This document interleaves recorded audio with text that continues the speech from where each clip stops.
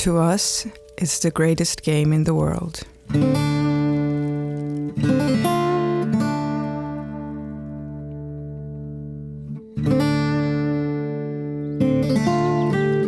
It lures us to the most remote and beautiful parts of the earth. And that same earth beneath our feet, the forest that surrounds us, the wind at our backs, it unites all that participate.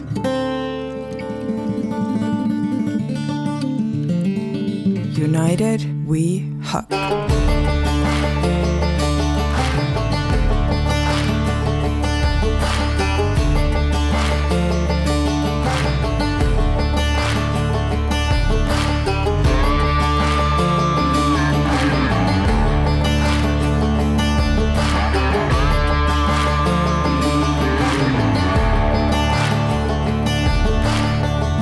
Total world champion play right there from Kat. Yeah, just amazing shot. What a story. What an event. That is why you dream, folks. That is why dreams do come true right there.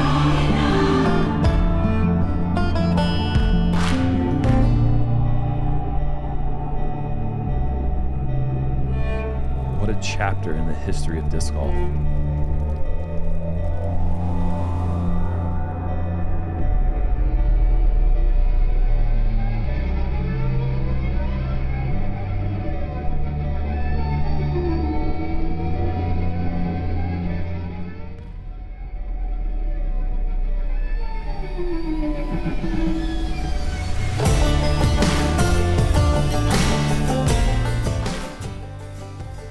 Hello and welcome to the 2023 PDGA Pro World Championships presented by LL Bean. We're here in Smuggler's Notch, Vermont for the big show. And you're watching JomezPro, 5 rounds of competition with Nate Sexton, Jeremy Koliing, and Ulibarri. The best players in the world have gathered here in Vermont to put their best game to the test and see who can become the 2023 World Champion. Number 4 ranked in the world here at Smuggler's Notch. We have the beautiful Brewster's Ridge, which we will play on the first round, followed by the Fox Run course, Fox Run Meadows. And we're going to alternate until we get to the 5th and final round where the world champion will be crowned at Fox Run Meadows. Yeah, looking what we have here on our card, we have Chris Dickerson, who is no stranger to playing well on these courses. He is always looking to fire up some hot rounds, and he's doing it with a lot of fairways hits. Ricky Wysocki, his birdie rate is always probably going to be around there. He's 5th in birdie rate. Every year it seems like he's top 5 in that category, which I think is the most important one. Paul McBeth scrambling a little bit. Coming off an injury, I'm very curious to see how he's going to play in this World Championship. He's going to be giving it everything he's got. And then you have your defending World Champion for this course, for this resort. That's Gregg Barsby. That's 2018 is when he ended up taking it down on this venue. Is 2018 when the term Barsbarians was created? Had to have been. During his run, his epic run for the world title. It's the first time that I remember it circulating, but they'll be out here in full effect. And what an incredible league card. I mean, 6-time world champion, 2-time world champion, 1-time world champion, and 2-time major champion Chris Dickerson here on the wooded track. Hole 1, very straight. And we're going to see Calvin Heimberg, number 1 player in the world, show you guys a pretty good way of playing this hole. Just before our lead group teed off, starting his world championship with a near ace. Have you guys ever started a tournament with an ace? I don't think so. Or a first round? I've never had an ace on a first round, but could you imagine the first hole of the world championships?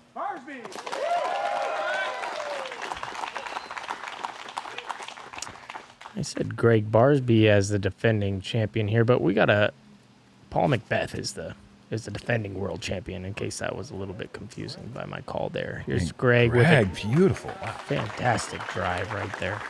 Yeah, just referencing the fact that Gregg did win his title on these very courses in 2018, and I think you're not alone in wondering how he's going to show up here and how Paul McBeth is going to come off that injury. Keep in mind, McBeth on an incredible run of 10 straight years, finishing either first or second at the World Championships. It's literally bonkers.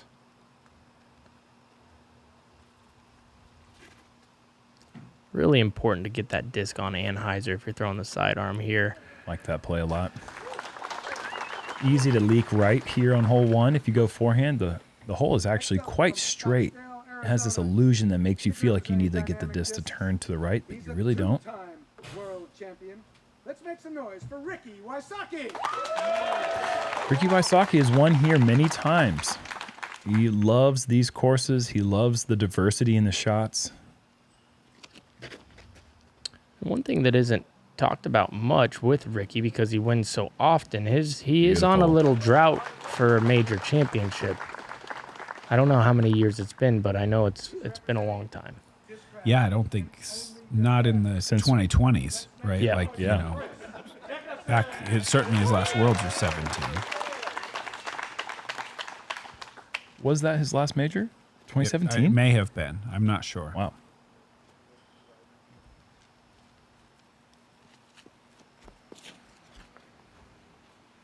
Is this going to rotate to the right? Enough, I think. Yeah, that's plenty that's fun. great. Just slow down. Oh, wow. Whoa. Yeah, that OB line is... I don't remember there being an OB line. I think it was farther back. If there was, it was... Yeah, but either way, Chris cleans up the tee shot. Common play to go late turn backhand putter. Just a little bit too much pace for Chris, but Ricky is in for the birdie. It's amazing how these courses that we've played years and years and years on, as McBeth makes his birdie, they can just make them subtly harder year after year after year by just tweaking a line here, moving a tee pad a little here, changing a little bit here, and it seems to, without fail, as we see Gregg get his championship started off right, they're able to kind of find a way to continually try to keep the courses challenging, and they're doing that, I think. Look at that one right over the rim. Yeah, we'll definitely see a few changes on both courses as they have continuously made some adjustments. New tee pads over in Fox Run, we'll see those tomorrow, but that definitely changes things up a little bit, give players a little bit more traction. Really like the turf tee pads they have over there. Hole 2 is a tough uphill par 4 at just 550 feet, but you've got OB down the right side the entire way and some really bad jail on the left side, as you can see as we fly by. You'd like to throw just sort of a straight shot off the tee, get about 350 if you can, and then work a forehand flex or a backhand turnover up here to the basket. You just always have to be so careful on this one because you're just one tree kick away from out of bounds at all times. Yeah, I've brought this up often in coverage, but this is one of those... Good kick. Very good I think. kick. But this is one of those holes in practice, it's very wide open. And the tournament starts and you try to stay away from that OB on the right, and then you get pinched off to the left. So you really have to be throwing very free on this tee shot in order to land it right there in the middle, which is fantastic. Yeah, that's So- what you like. I believe between Gregg's shot and Paul's shot, there was a 2-hour delay. Am I right in that? You are. Yeah, we had the lightning delay. It was 2 full hours. Wow. And yeah, if the light has a different quality to it on these shots, that's that seamless transition from our editors. But we're 2 full hours later. The puddle's still there. And Chris, a little bit heavy on that hyzer, needs to get a good break. He does not, and that is a very tough spot to do anything other than just pitch up around the corner, and pitching around the corner might even be difficult. But Gregg has been, this is a long break between throws. Yeah, you see that flag there marking his lie. Oh, and look at this sneak. Wow. He waited a long time for a good result. And there's the basket just Yeah. waiting for him, but I don't know about this. This is a course where I think the over-under should be set on 7 flick rollers seen by a card. And I usually take the over. If I was playing with you, I definitely would. Oh, I throw a lot of flick rollers out here. And some of them are even intentional. Oh, man. Oh, Oh, you like that kick pretty well. That was moving towards the OB line. I think it probably would have stayed safe. From out of position, I think he's going to love that result. Well, here's a back-to-back. That's what you don't want. You never want to see back-to-back flick rollers. That's the don't do that. Pretty well. It does pretty well to get to there, though. Yeah. Outside C1 for the par coming up for Chris. Meanwhile, Ricky just bombed his drive. Not necessarily in the fairway, but when you get that far up the fairway, it's easy to scramble. Needs it. Got it. Wow. Those Nice. par saves are... What is your saying about putting? The poor man's currency. It's a poor man's currency. What, the C2 putt? Yes, the C2 putt. McBeth in for the birdie start.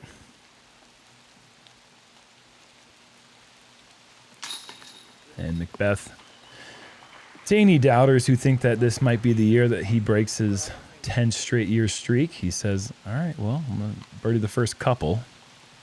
But obviously there's a lot of, I think every year, I don't know if the man feels the same pressure that the other competitors do, but his level of consistency over the last decade is just, I would say it's unrivaled, but Ken Climo did it a little bit better in his 10-year run in the 90s. Yep. But he does have an opportunity to tie him for 11 straight years of getting top 2 if he does manage to get a top 2 placement at this Worlds. I'm not interested in betting against McBeth at this stage. And I'll say that there are plenty of McBeth doubters, and maybe deserved. He hasn't had the greatest season of his career, but there's been McBeth doubters before, and they've been wrong. So we're gonna have to see how he does it. I mean, 2 through 2 is a good start. 3 birdies on 2. That's the 4th hardest hole in the course. Very well done for all players, including Chris with a big par save. We got a brand new tee pad here that makes this hole probably a quarter stroke harder at least. Oh, at least. Is Gregg, this going to turn? not No. quite committing to the wide it's not really a flex gap. It's just a wide flat shot that you let the disc just kind of stall its way back. But this has gone from a putter to a full-on fairway driver. Yeah, I think this farthest right gap is probably your best bet. We're going to see McBeth try it. Doesn't really get the width, though. I think you'd like to see that thing outright a little more where you can miss all that next level of trees. It's an awkward little shot, though. I really like this change. Yeah, I agree. It fits more in the course than the old hole 3. Yes, the old hole 3 was really easy. All these guys kind of making the same mistake right now, letting that the driver drag back in a little bit and catch that tree at the corner. I understand that mistake, though, because the trees on the right side are a little bit closer, and so they're just trying to avoid those. But Chris making the change by going Anheuser with overstability and just outside bullseye. Beautiful. Makes the gap bigger by taking the overstable disc and put it on Anheuser angle. Yeah, and I don't think these guys are anywhere near a run at this point because past the hole, it really kind of dives away from the player. And you can see this basket's on a full-on mount here. I mean, whoa, yeah, okay, that stayed close. I think that was a run, though, as I say that. Don't put it past Yeah, Barsby. yeah. Sure. But I think it's worth mentioning, you know, after that 2-hour delay, these guys are already teeing after 3 p.m. Getting late in the year, I think everybody at this point fully aware this round will not be finished today.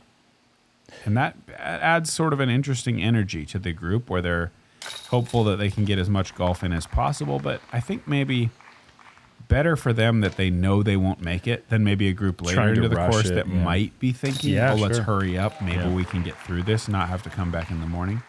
But just to get everybody kind of updated on what the players know and what the players are feeling in this moment, definitely a little bit frustrated probably and just sort of resigned to the fact that it's going to be an early morning. It's a weird thing to go into the first round of the World Championships with that mindset. But like you said, I think that it's better to just know and get it out of the way. Chris, the only birdie in the card, and his first birdie of the round. Whether I'm on the course or behind the camera, there's one thing driving me forward: the shot. The shot that no one else thinks about or would even dare to try.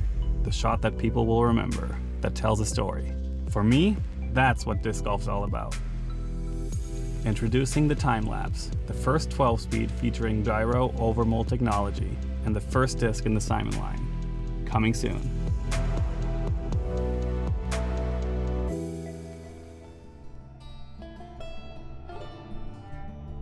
Hole 4, par 4, 550 feet again. This one snakes up there through the trees. One of the beautiful holes on this property, in my opinion, with the nice green grass. You'd like to work into this area with your drive, whether it be a turnover or a forehand.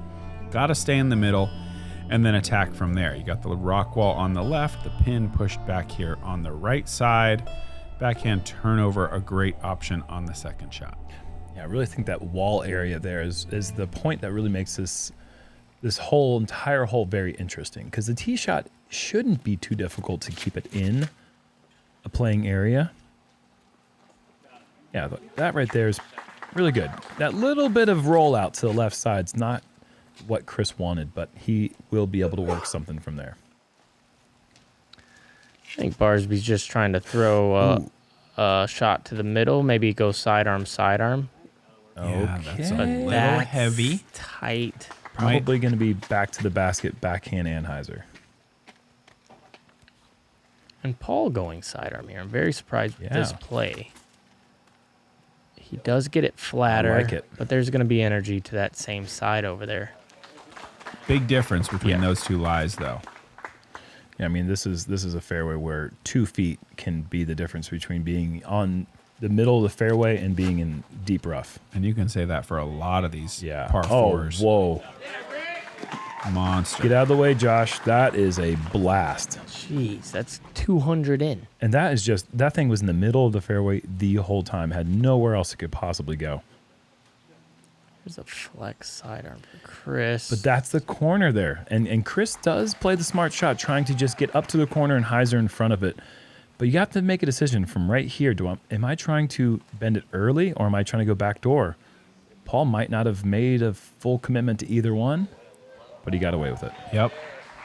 Trees kind of made the decision for him. I'll just kiss you right over to the money zone. Gregg does get a run up. Ooh, no. Scary. And the second tree kick might have been helpful. I think so. I think he should have a fairly simple shot from there. Jeez, look at this approach for Rick. Yeah, monster drive. I played with... that is as good as you ever see the hole played. I played with John Jones, and he threw one way up there. And with that, in that same area that Rick just was, I was saying, man, great drive. And he said, yeah, good thing I bought that thing today. It was just a strike he just got, but he was just absolutely ripping the disc.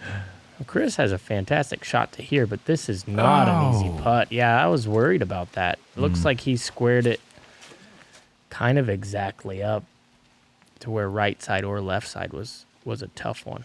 This should be gimmies for Paul, and he does make good work of it. Actually looks a little closer than it was. That was probably right at that 27-foot range. Yeah.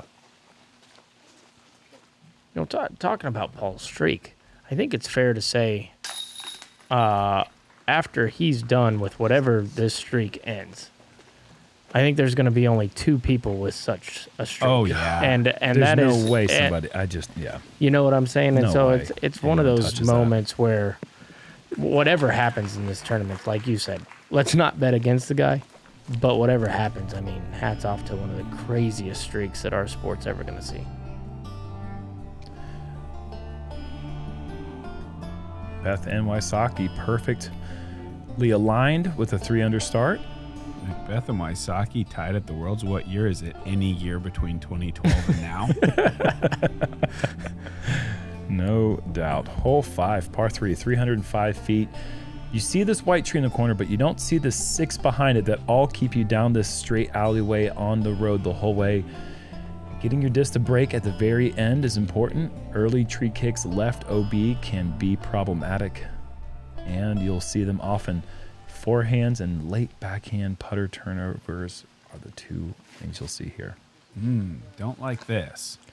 But fortunate not to get any kind of weird hop over that wall, but he just kind of got the nose down, got the disc turned over too much.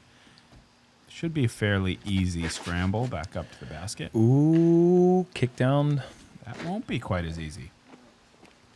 But it's a pretty natural shot from there. I think he'll probably go slammer forehand. Yeah. And it should shape pretty well for the forehand on that right side. And you have to be, wow, another one in trouble. And that just go. Oh my goodness!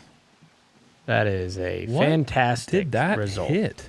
Yeah, and I think the same thing for Ricky. I mean, clearly he threw it directly at a tree, but a kick to the left is instant bogey. So he's got to be at least, wow. That was Gregg's in the worst spot. Yeah, that's shockingly poor tee shots for this group. Doesn't have the forehand, or at least doesn't want it. Maybe he's a little bit too tight to those trees early on the right side. Or maybe he just said, I can just do this easily. Yeah. No reason to skip it down. Wow. Just spin it up there smooth. Great recovery. What is this coming in as far as difficulty? It's well, I'm looking at hole 4 here. Hold on, let me get caught up. It's on the easier half. That makes sense to me. 2.84 average. But I mean, definitely is going to take a lot of bogeys. I was just going to say, I feel like it's one of those holes where Wow. you can bogey pretty Whoa. easily, and that is a fantastic Whoa, what a escape shot. I want to clap. That was incredible. That is just so bad early right side. I mean, he had to go all the way back out to the fairway with the Anheuser. I mean, we're just a couple of short putts away from walking away all par. Deal. Yeah. That's a great scrambling from the card after, like you said, Nate, some pretty poor, shockingly poor tee shots. But the weather is definitely playing a factor right now. And these tees are a little bit slick. Pavers can get slick in the rain. It absolutely poured during the lightning delay. I think it's sprinkling right now. Yeah, I think I'm Yes. seeing some rain coming down. Yes. One of the most annoying things when playing disc golf is any sort of sprinkle, any sort of moisture on your disc where you don't get that the same tack. Yeah. is one of the most frustrating things, because then your comfort of your grip, especially in a tight woods hole, is different from hole to hole. Yeah. Just two players remain perfect. Anthony Barella and Isaac Robinson. No pars yet. Hole 6, par 3, 345. Blind hole, little backhand putter or mid-range most likely for these guys. Just hit the first gap with some hyzer angle. Try to miss that tree right there. That's the lucky tree, in my opinion, on this hole. It's kind of right in the area you'd like to fly through. If you can miss that, you're heading down towards the basket. If not, you're going to have to grind out a 50-footer if you want the birdie. This is going to be looking good, but there's an area of there's an area of casual relief over there to the left with a lot of mud and Real mucky. and that's where that was heading. I didn't think he was going to catch a tree. He ended up catching one.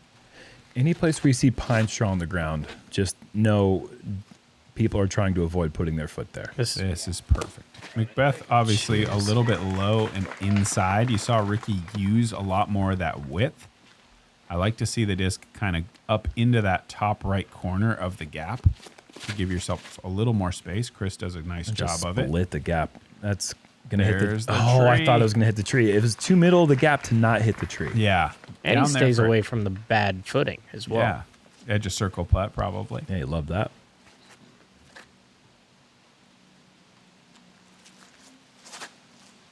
Yeah, there it is. High right through the gap. Uh-oh.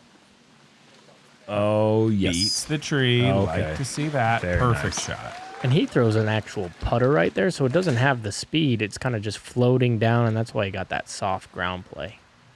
McBeth from deep. He's running it up. Or he's lining it up. I think running it up is fair. Just sounded wonky. It didn't sound right. We haven't used that terminology exactly before, but I don't have any problem with it. Well, there's Chris running it down. Yep. Kind of makes sense.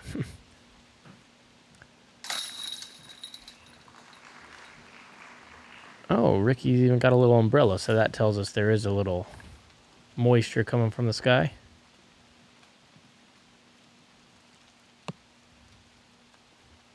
And Ricky breaks the deadlock between him and McBeth.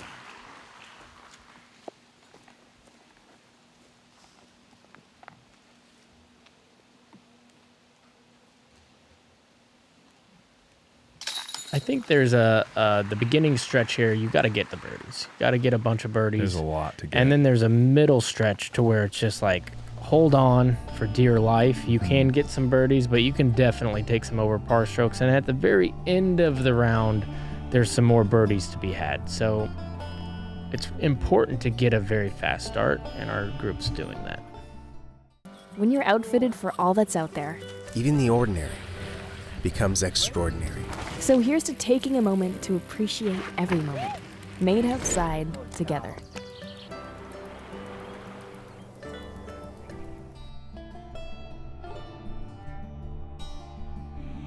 What do you think? Official start to that tough middle stretch right here? I would agree with that. It's certainly not the hardest hole, but it has bogey potential written all over it as you're trying to throw a powerful tee shot here on the par 4 to get down here up to the base of this hill.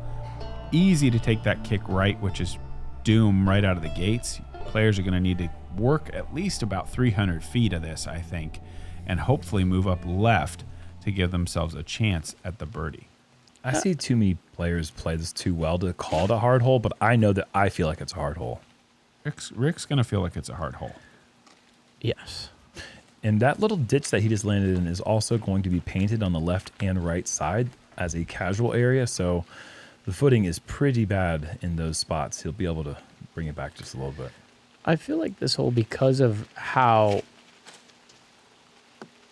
short it is, it's kind of an easy par, though.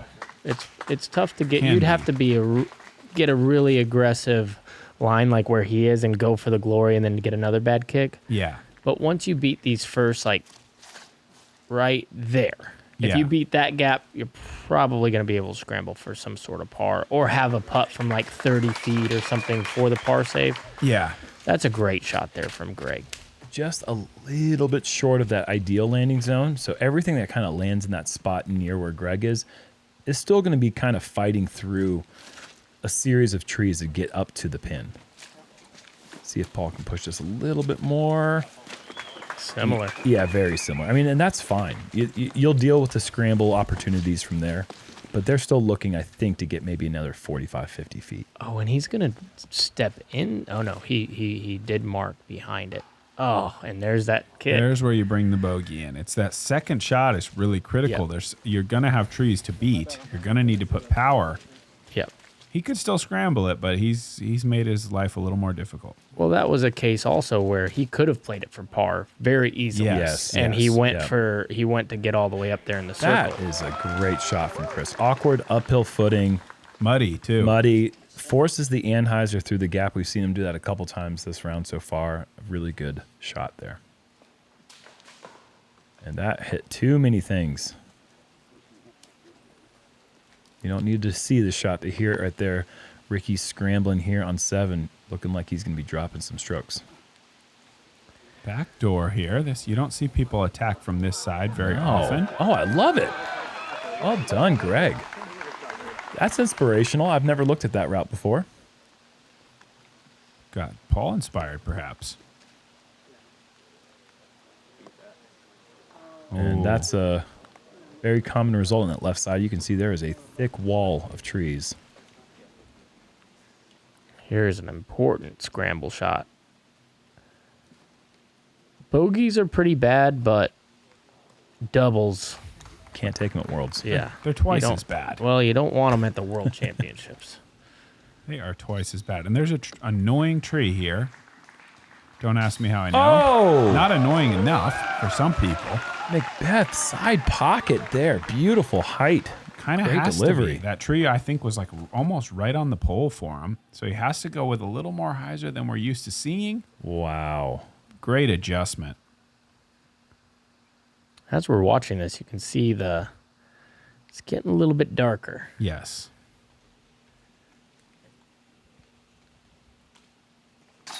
What a birdie. Birdie. A little bit inside on his tee shot. Definitely not the line I think Chris was lining up. But man, making the most of it from there. I like what I'm seeing from Chris, especially his putt. I don't know. It's like got two personalities. One's a wobble gobbler and then one's a buttery smooth one. And I'm seeing the buttery smooth one. And when he's putting like that, Chris Dickerson is a monster on the course, especially woods golf like this. I mean, he's proven it on this course, but I don't know. Look at that. Yeah, Is there anything look at that. No, right. that didn't flut one time. Yeah. Honestly, though, even the wobble gobbler goes in. Still goes in, yeah. It's always Christmas near Chris. Or Thanksgiving. Bad joke. On to the next hole. New one here. Yeah, monster too. This one, par 5, 830 feet, and it's just uphill forever. You can see the little tiny basket as you're walking up to the hole from the old tee pad, and it is terrifying when you look up there and go, no, that. These last three right here in the middle. Why? There's so many of those. I mean, there's no. The thing about this hole is there's no little cutout or bailout anywhere. Like it's never like, oh, you can kind of get away with it being a little right up there or a little left on 2/3 of the way up. There's nothing like that. It's just be in the middle or pay the price. Chris is not paying any prices right now. I'd pay a price for that drive myself. Yeah, very high price. Gregg overturn, kicks into the middle. You'll take that. Yeah, I think best possible kick given that circumstance. We play here twice. I'd pay $400, $200 a round to for be where Chris's drive. Yes, I think so. How much would you pay for this one? Oh man, that's out of my price range. Yeah, out of my price range. I can't afford that.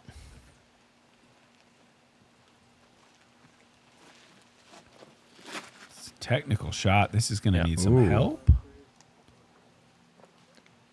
That looked like, to me, that was a glimpse of old Ricky Wysocki form. It didn't look like his natural smooth backhand form that he's developed over the years. Kind of reminded me of the old rip it up there, we'll figure it out. Okay. Well, and he figured it out a lot, more than the rest of us, usually. Wow, he has to do some figuring here. Just play. Oh, shoot. Oh, boy. Straight across the fairway, back into the thick stuff. Chris, that's another nice one. Missed that middle one. Now you're in the doo-doo place. That's what I'm not so sure about. The second shot just really doesn't give the player a great option. Sorry for the potty talk. Ooh, good little kick there. Oh, man. Yeah, if you go right on this hole, it is absolute danger zone. This is looking nice, though. That is such a nice shot for Gregg. Great shape. Oftentimes when a player tries to shape a shot that has that late turn, they overturn it early and then find themselves in trouble. Gregg trusted that and made the most of it, as did Ricky. Yeah, he's going to be able to save a par from that spot. That's incredible. Spending two shots in the woods. And Chris, you just don't feel like he deserves to be here, do you? Just such a good tee shot, such a good second shot. And now he's going to be well back throwing his fourth shot. Happens fast. It does. Here's a birdie opportunity. Not anymore. Not anymore. The hardest hole in the course, guys, 5.45 average. One thing you got to think about this before you see him just kind of tug that a little bit to the right side. He had to run up a very steep incline right there. Yes. So that shot that he's trying to throw as Chris gets another bad kick, that shot that he's trying to throw is very hard to be able to hit a tiny window like that. Flat ground, Paul hits that 80% of the time. Look at this, Gregg! though. Whoa. Oh, my goodness. And a stop. Or maybe. Most of a stop. All right. That thing took a while. What But a this- shot for but- Gregg, man. I guess what I'm trying to say is this is severely uphill. It doesn't look like it. It is. Oh, yeah. It is very uphill. What's whole way. what's the birdie percentage on this, Jerm? That's, kind of a surprising 15%. Well, That's you and I high. were taking some bets on what we thought it might be, and on the high scale, I said 12, 13, or 14%, and you took below that. Yeah, I was thinking 10. That's pretty good. And the darkness really starting to set in here. If you're not in the sunlight, man, and Chris is looking like he might be taking a double bogey with a perfect drive and you really nearly can't perfect the second shot. looks so good, and it's just there's a tree right in the middle of the fairway. and it just ruined Yeah. him. It just sent him in the woods, and now you can see the frustration. Yeah, and why Sugar would Ray you Leonard be right into the frustrated? tree. Meanwhile, McBeth getting the par. We have 216 players who have played this hole through the first 2 rounds. 5.45 average with 216 of the best players in the world. That's a certified. That's a doomsday hole. I mean, that's a bruiser. It's a bruiser. Certified bruiser. That's the word I was looking for. Yeah, there were triple bogeys, ton of doubles, more bogeys and above than pars. We'll put it that way. Woof. Yeah, woof, woof. Hello, Chris Clemens. 7 under through 8. Wow. Fantastic. Well, Looking at the tricky hole 9, par 3, 375. This one kind of goes straight ahead and then over this little ridge. So if you can hit the gap, congrats to you, but you still have some speed control to work out, because if you clear that hill in the air, probably looking at 50 feet coming back. Yeah, sorry to interrupt you there, but I was just going to say, it doesn't get much easier. This is not an easy hole. Even the last one was very hard, and then you're like, maybe I could get a birdie. This one is a tough gap to hit. Paul makes it look pretty big, but it's a bit heavy on the hyzer going on the left and side. it looked like he took something off there. Like he was just trying to focus on hitting a gap and make, I don't know, like a 50-foot putt. That doesn't, I don't know. How close is that, you think? 50 Might foot. be in that neighborhood, yeah.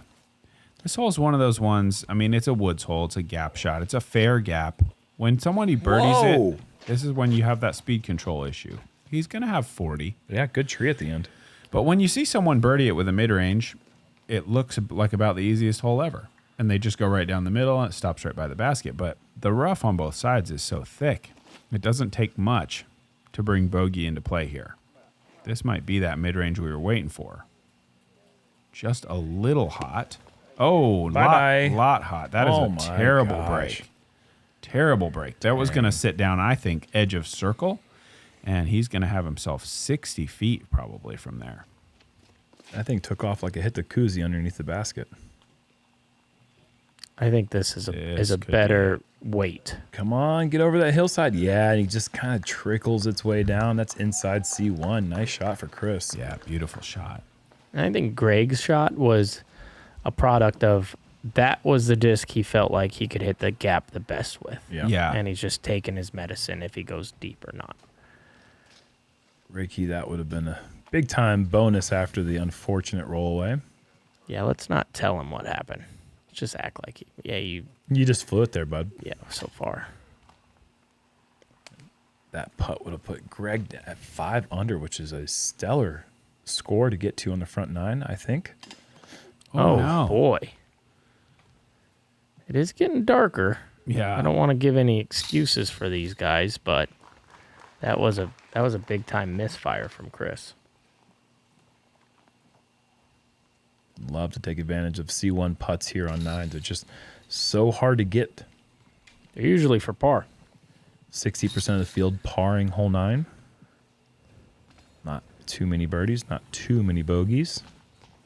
Kind of like you just saw right there.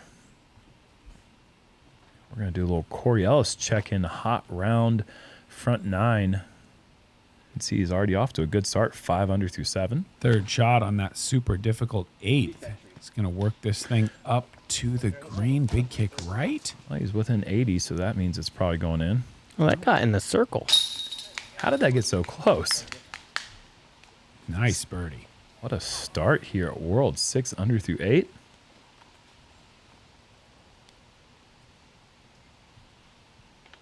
I believe this is going to be a Luna. Look how simple that throw is. Just barely any motion into that run-up. And that looked parked. Let's see how close that one is. Pretty close. I can barely even imagine birdieing 8 and 9 back-to-back. And I don't think that's good for my chances out here. That's just such a good, I mean, that's just 2 hard holes. Very hard holes. Very demanding. And you really can't get lucky. You know, you can get a lot of good looking shots can get bad results. We saw it with Chris on 8. Yes. But you can't throw too many good ones or bad ones and get good results. Put it that way.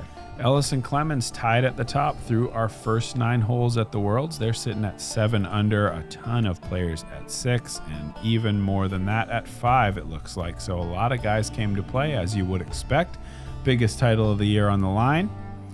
It's getting pretty late, though. I think these guys only have a couple more holes until they're going to have to go call it a night and come see us in the morning for a nice early shotgun start to finish the round 1.